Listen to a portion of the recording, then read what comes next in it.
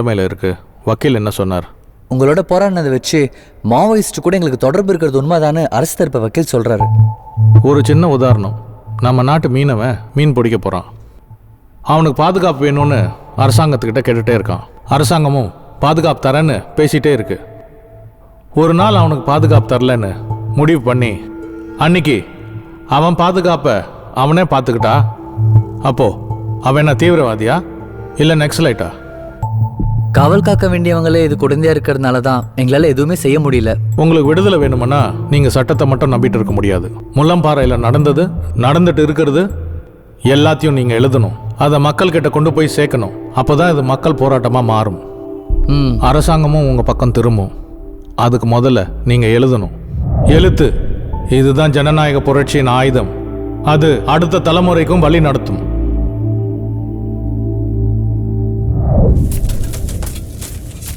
என்ன வாஞ்சிநாதன், வெளியே புரட்சி பண்ணன்னு உள்ள தூக்கி வச்சா இங்கே வந்தும் புரட்சி இயக்கம்னு எப்பதான் இதுக்கு ஓய்வு? நல்லது பண்ண வைக்க எதுக்கு சார் ஓய்வு?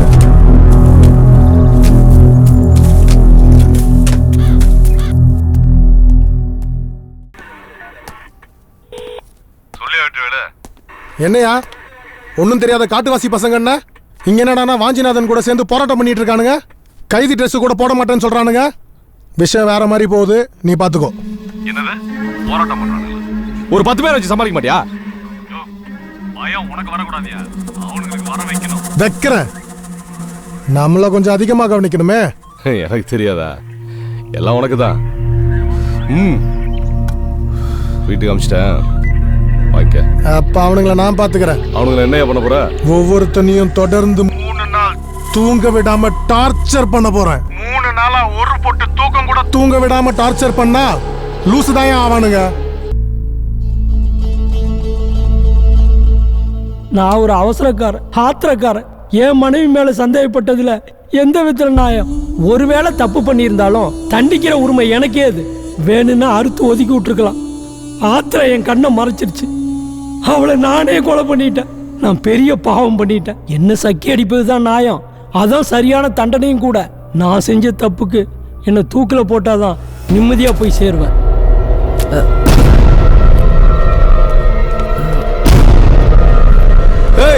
உள்ள நீதான் எல்லாருக்கும் பீடி சப்ளை பண்றியா? எவ்வளவு நாளா நடக்குது? சார் இல்ல சார், எனக்கு ஒன்றும் தெரியாது சார். என் மேல வந்து விழுந்தது சார். இதுக்கு எனக்கு எந்த சம்மதம் இல்லை சார். அதெல்லாம் எனக்கு தெரியும். வாடா. அவனுக்கு தெரியாதா? சார் ஒன்றும் தெரியாது சார். விடுங்க சார். சார் தெரியும்டா, வாடா. எனக்கு தெரியாதா? வாடா.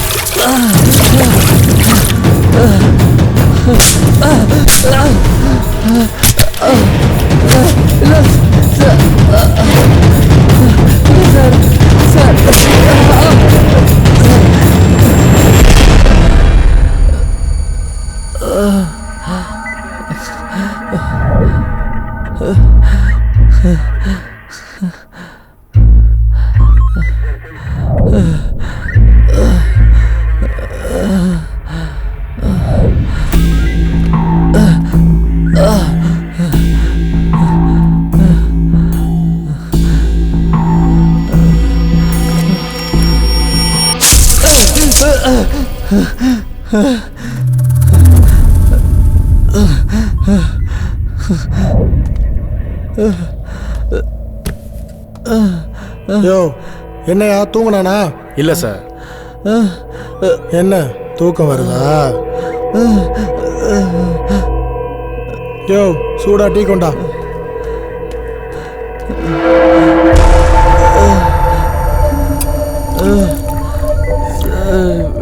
யோ, எனக்கு இல்லையா, அவனுக்கு கொடு.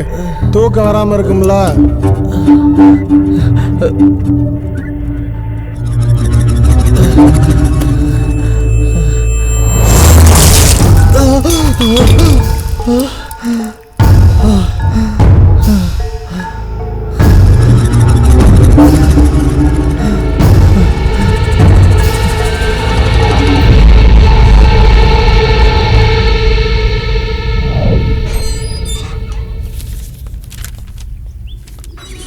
சார், என்னடா முத்து பிடிவி தான் சொல்லி கூட்டிட்டு போனீங்க, ஆளே காணாம சார்.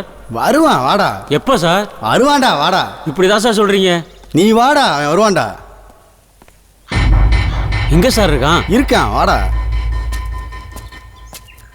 சார் எங்க சார் வேலுவை கூட்டிட்டு போறீங்க? ஏய் நீ எங்கடா இங்க போடா உள்ள.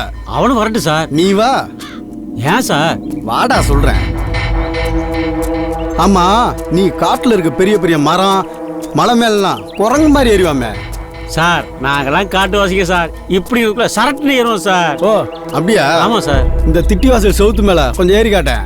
இந்த செவரு தானே? ஆமா நீ மட்டும் இந்த செவுத்து மேல ஏறிட்டேனா முத்துவை போய் கூட்டிட்டு வர தானே சுஜிபி சார். முத்து வந்துருவான்ல? வந்துருவான் ஏறுப்பா.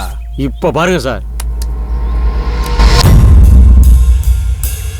சார் முத்து வந்துருவான்ல? ஏய் வருவான் ஏறுறா.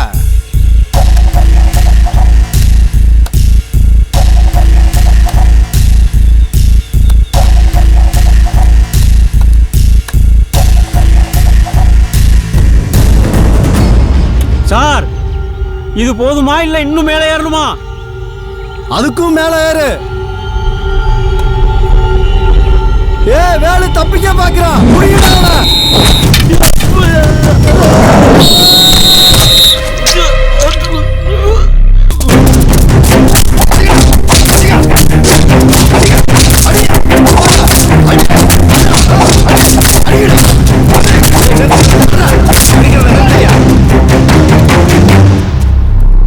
சார் செத்துட்டான் சார்.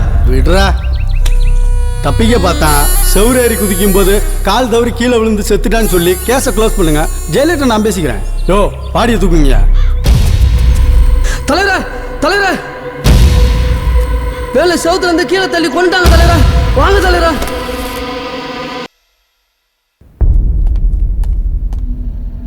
ஏன் இவங்களுக்கு விளங்க மாட்டிருக்கீங்க? கோர்ட்ல கை விளங்க மாட்டக்கூடாதுன்னு உங்களுக்கு தெரியாதா? யுவர் ஆனர், இவங்க எல்லாருமே மாவோயிஸ்ட்.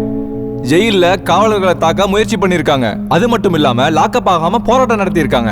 குற்றவாளிங்கிறத நீங்க முடிவு பண்ணக்கூடாது, கோர்ட்டு தான் முடிவு பண்ணணும். முதல்ல விலங்க கலட்டுங்க.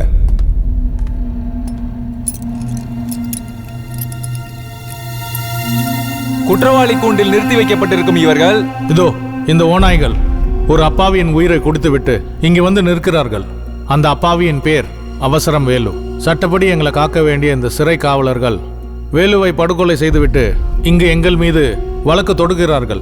எங்களுக்கு இந்த நாட்டின் சட்டத்தின் மீதும் நீதிமன்றங்களின் மீதும் நம்பிக்கை இருக்கு. இந்த நம்பிக்கையில் இந்த முதல் நாளை வேலு நாள் என்று அறிவிக்கின்றோம். இதற்கான தண்டனை கொடுங்கள், நாங்கள் ஏற்றுக்கொள்கிறோம். இந்த வழக்கை நாளை ஒத்தி வைக்கிறேன். நாளை முதல் வேலு நாடகம் நடைபெறும். அனைவரும் தவறாமல் வந்து விடுங்கள். யோ பெருசா என்னமோ சொன்ன? ஜெயிலர் ஏன் ஆளுதான் கிழிச்சிருவான் புடுங்கிருவான்னு பேருக்கு தான் நீ பெரிய எஸ்பி. ஒன்னுக்கு நீ லாய்க்கல. இவர் பெரிய கலெக்டர், பார்த்தா டிடிஆர் மாதிரி இருக்காரு. கோர்ட்டுல நாடகம் போட போறானுங்களா? போய் பாரு. ஐயோ நம்ம கதையை சீரியல் எடுத்துட்டு போறானுங்க. விஷயம் இப்ப தலையை மீறி போயிட்டு இருக்கு. உங்களை நம்பி நான் நிறைய இன்வெஸ்ட் பண்ணிருக்கேன். யோ நிறுத்தியா, சும்மா லோடன் பேசிட்டு. அவனுங்களை நாடகம் போட விடாம நீ தான் தடுத்து நிறுத்தணும். யோ என்ன நினைச்சிட்டு இருக்கீங்க? நீங்க ஏதோ பெருசா பிளான் பண்ணிட்டு அதுல என்னையும் சேர்த்து மாட்டி விட்டீங்க. நாளைக்கு அவனுக்கு நாடகம் ஈடகம் ஏதாவது பண்ணி அதுல என்னையும் சேர்த்து மாட்டி விட்டாங்கன்னா அது எனக்கு மட்டும் பிரச்சனை இல்லை, உங்க எல்லாருக்கும் தான். அவனுக்கு நாடகம் நடத்துறத என்னால தடுக்க முடியாது. நீங்க தான் ஏதாவது பண்ணி தடுக்கணும். என்ன பண்றதுன்னு யோசிங்க.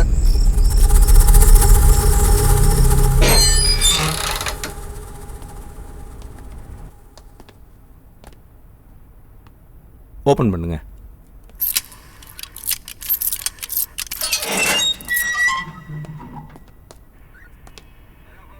என்ன செட்டியார கருணமனு கொடுத்துருந்தீங்கல்ல? ஐயா நேரா விஷயத்துக்கு வாங்க. எனக்கு ஒன்றும் பயம் இல்லை. தேதி மட்டும் சொல்லுங்க. தேதி தான் சொல்லுங்க அருண். வர்ற 31ஆம் தேதி. 3 பேருக்கு தான் தந்தி கொடுக்கலாம். அட்ரஸ் கொடுத்தீங்கன்னா செய்தி அனுப்பிடலாம். எனக்கு யார் தூரம் இருக்காங்க? கமலா சிஸ்டர், அவங்க ஊட்டியில் இருக்காங்க. அவங்களுக்கு மட்டும் தந்தி கொடுத்துருங்க. சரி.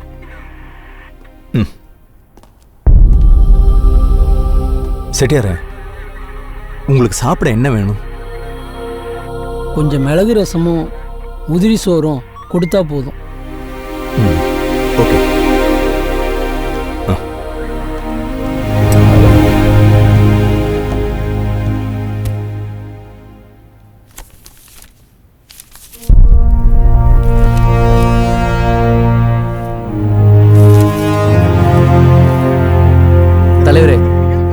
நாடகத்தை நடத்தலாமா?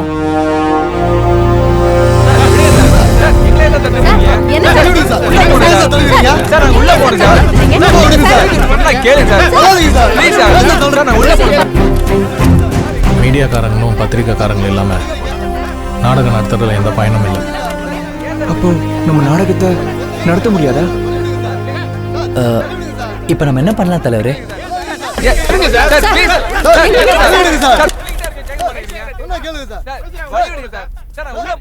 நீதி அரசரே, எங்கள் வழக்கு பகிரங்கமாக தான் நடத்தப்பட வேண்டும். இங்க நடப்பதை பொதுமக்களும் பத்திரிகைக்காரங்க பார்க்கலனா நாங்க இங்க வர வேண்டிய அவசியமே இல்லை. சாகும் முறை உண்ணாவிரதம் இருப்போம். Order, order, order. இந்த வழக்கை நாளை ஒத்தி வைக்கிறேன்.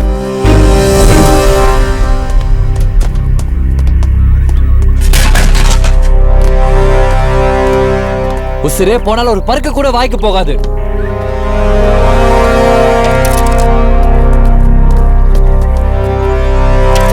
உங்களை சந்திக்கிறதுக்கு கியூ பிரான்ச் ஆபீசர் வந்துட்டு இருக்காரு.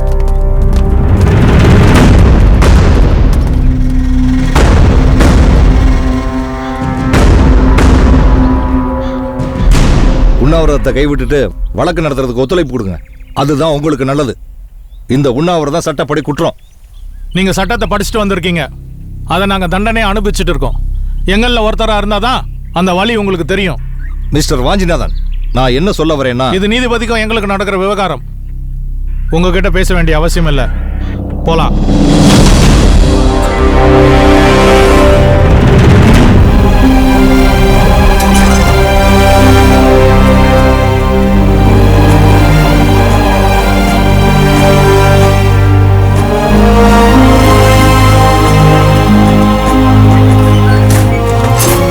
தோழர்களே, நீதிமன்ற வளாகத்தில் நாம் அனைவரும் படுத்துக்கொண்டே போராட வேண்டும். எத்தனை பேர் அடித்தாலும் நாம் எழ மறுக்க வேண்டும். திருப்பி தாக்கக்கூடாது. சரி, போராடுவோம். சரி, நீங்க சொல்ற மாதிரியே செய்றோம்.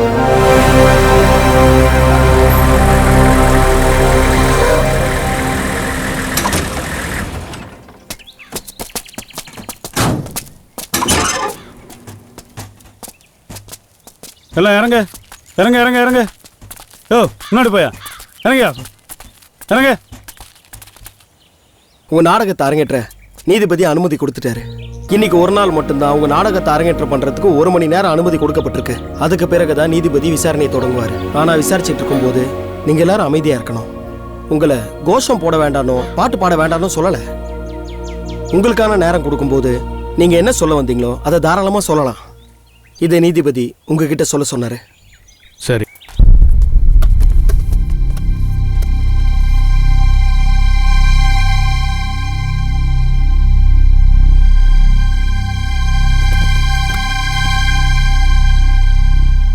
Okay, proceed. வணக்கம் சார். முத்து 2 நாளா வரல. ஏதோ பீடி சிகரெட் பான் பழக்கெல்லாம் விற்கிறதா கூட்டு போயிட்டாங்களாம். வேலு, நீ அதை பத்தி கவலைப்படாத. அவன் இங்க வந்துருவான். ஆமா, உன்னை பத்தி நிறைய சிறையில பேசிக்கிறாங்களே. எவ்வளவு பெரிய மரமா இருந்தாலும் சும்மா சரசரன்னு ஏறியாமே. கொஞ்சம் ஏறி காட்டேன். சார், காட்டிலே பிறந்து வளர்ந்தவன் சார். இதெல்லாம் பெரிய விஷயமா? ஜுஜுப்பி சார். எங்க ஏறு பாப்போம். சார், முத்து வருவானா எந்த மதில வேணா ஏறுவன் சார். சார், போதுமா இல்ல இன்னும் மேலே ஏறணுமா? தப்பிச்சு ஓடுறான் பாருங்க. புடிங்க புடிங்க. சார், என்ன சார் நீங்க தான் ஏற சொன்னீங்க. இப்போ என்னடா தப்பிச்சு போறேன்றீங்க? நான் வேணா இறங்கிறேன் சார்.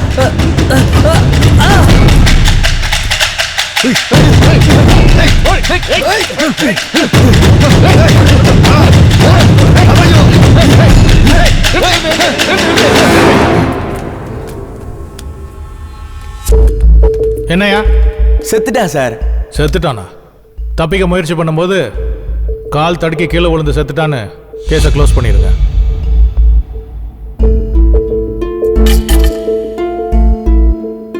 தனி மனிதன் செய்தாலும் அரசு அதிகாரி செய்தாலும் கொலை கொலைதான். இது எங்கள் கண் முன்னால் நடந்த ஒரு திட்டமிட்ட படுகொலை. இதற்கு நாங்கள் எல்லோரும் சாட்சிகள்.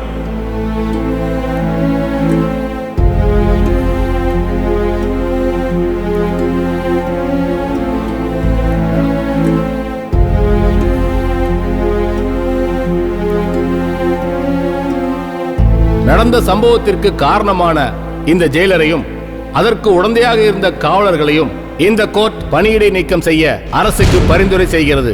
மேலும் இவர்கள் மேல் குற்றப்பத்திரிகை தாக்கல் செய்து சரியான விசாரணை நடத்த காவல்துறைக்கு இந்த கோர்ட் உத்தரவிடுகிறது.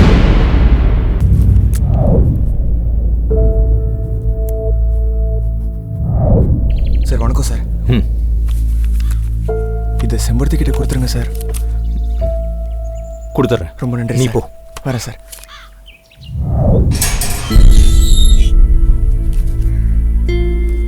இத குமர உங்ககிட்ட கொடுக்க சொன்னான். ரொம்ப நன்றி சார்.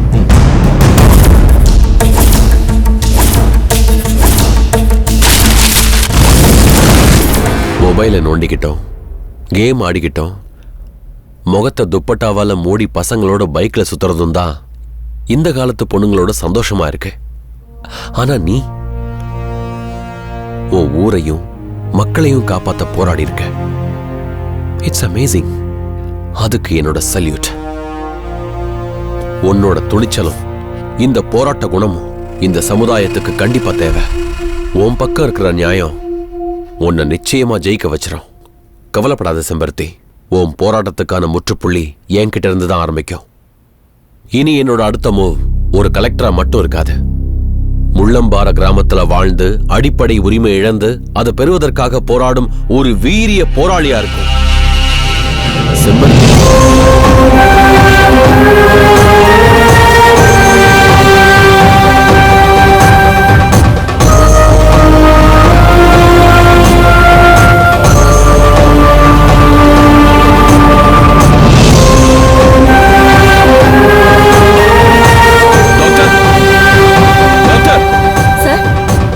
See her.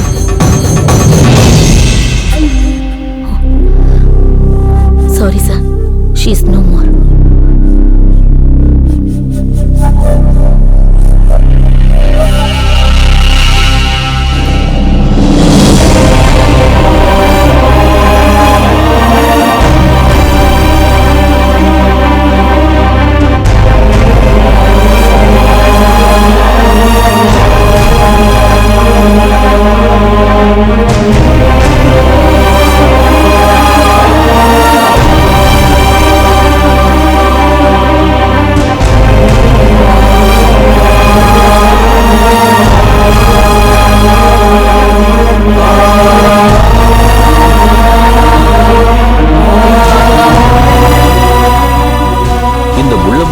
பகுதியில மொத்தம் 30-40 மலை கிராமங்கள் இருக்கு. அதுல 2548 பேர் வசிக்கிறாங்க. அந்த மலையில ஒரு சில ஏக்கர் நிலத்தை விவசாயத்துக்காக பயன்படுத்துறாங்க. அவங்க பொருளாதாரத்தை கூட்டிக்க விலையுயர்ந்த மரங்களையோ பெரிய விலங்குகளையோ அழிக்கிறதில்ல மேடம். இன்னும் தெளிவா சொல்லணும்னா காடுகளையும் மலைகளையும் அதிக அக்கறையோட அவங்க பாதுகாக்கிறாங்க. அந்த வில்லேஜையும் அந்த மக்களையும் அவங்க அட்டாக் பண்றதுக்கான மோட்டிவேஷன் முள்ளம்பாறை வனப்பகுதியில SP Jamal, DFO Ramanan, ranger Sukumaran, வனக்காவலர்கள் சுரேஷ், பீட்டர் எல்லாரும் காட்டுல ஒரு தனி ராஜாங்கமே நடத்திக்கிட்டு இருந்திருக்காங்க. கவர்மெண்ட் கொடுத்த எந்த வெஹிக்கிள்ஸையும் யூஸ் பண்ணாம அவங்க ஓன் ஜீப்ல ஃபாரஸ்ட்னு ஸ்டிக்கர் ஒட்டிக்கிட்டு இந்த காட்டையே வலம் வந்திருக்காங்க. இந்த கிராம மக்களை டிஸ்ட்ரிக்ட் கலெக்டர் துரைசாமி உதவியோட முள்ளம்பாறை வனப்பகுதிய புலிகள் சரணாலயமா அரசு அறிவித்ததா சொல்லி அப்பாவி மக்களை காலி பண்ண சொல்லிருக்காங்க. அவங்க காலி பண்ண மறுத்ததுனால புலி அடிச்ச மாதிரி ஒரு பொண்ணை கொலை பண்ணி போட்டிருக்காங்க. மக்களோட பாதுகாப்புக்காக அரசாங்கம் கொடுத்ததா சொல்லி துப்பாக்கிய கையில கொடுத்து அந்த மக்கள் சில பேரை வனப்பகுதியில நடமாட விட்டுருக்காங்க. அந்த நடமாட்டத்தை பதிவு செஞ்சு தேச விரோத செயல்கள்ல அவங்க ஈடுபடுறதா சொல்லி ஊரையே அடிச்சு காலி பண்ணிருக்காங்க. பேருக்கு சில பேர் மேல கேச போட்டு ஆயிரக்கணக்கான ஜனங்களுக்கு ஆந்திராவில ஒரு கல்குவாரியில வேலை வாங்கி கொடுக்கறதா சொல்லி அவங்கள அங்க கொண்டு போய் கொத்தடிமைகள் ஆக்கிட்டாங்க. இது எல்லாத்துக்கும் மூளையா இருந்தது வனத்துறை அமைச்சர் மிஸ்டர் கரியப்பா. அரசாங்கம் மக்களுக்காக பட்டா போட்டு கொடுத்த 14,000 கோடி மதிப்பிலான 1177 ஏக்கர் நிலத்தை மல்டிநேஷனல் கம்பெனிஸ்க்காக போலி டாக்குமெண்ட்ஸ் ரெடி பண்ணி வித்திருக்காங்க. அதுக்கான முழு ஆதாரங்களும் பாதிக்கப்பட்டு உயிரிழந்த செம்பருத்தியின் வாக்குமூலமும் இந்த ஃபைல்ல இருக்கு மேடம். அந்த கிராம மக்களை உடனே விடுதலை செய்ய ஏற்பாடு பண்ணுங்க. அந்த கிராம மக்களுக்கு தற்காலிகமா ஒரு முகாம் அமைச்சு அவங்களுக்கு தேவையான அடிப்படை வசதிகளை செஞ்சு கொடுங்க. Thank you madam. கரியப்பா மற்றும் அவர் குழந்தையா இருந்த எல்லாரையுமே உடனே அரெஸ்ட் பண்ணுங்க. சட்டப்படி எல்லா நடவடிக்கையும் எடுங்க. Sure madam.